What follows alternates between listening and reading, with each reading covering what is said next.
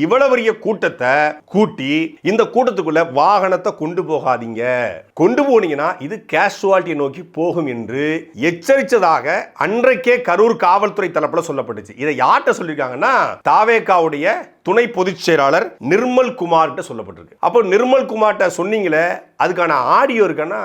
காவல்துறை அதிகாரி என்ன ஃபேஸ் டைம்லயும் வாட்ஸ்அப்லயுமா கூப்பிடுவாரு? அவர் நார்மல் கால தான் கூப்பிடுவாரு. காவல்துறை எல்லா ரெக்கார்டுமே இருக்கும். காவல்துறை அதிகாரி பேசுற ரெக்கார்டு இருக்காதா? ரெக்கார்டு இருந்திருக்கு.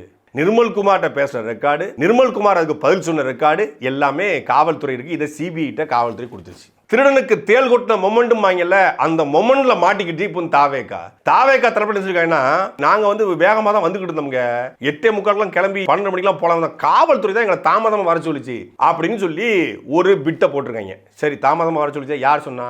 காவல்துறை அதிகாரி சொன்னாரு. அதிகாரி எதுல சொன்னாரு? வாட்ஸ்அப்ல சொன்னாரு. உரையாடலை காட்டுங்க. இல்லங்க, அதை அழிச்சிட்டாரு அவரு. வாட்ஸ்அப் உரையாடலை, வாட்ஸ்அப்ல போட்ட டெக்ஸ்ட்டை அழித்தால் கூட ரெக்கவரி செய்வதற்கான எல்லா சாஃப்ட்வேரும் தமிழ்நாடு சைபர் கிரைம் இருக்கு. சிபிஐ இருக்காதா? இருக்குது.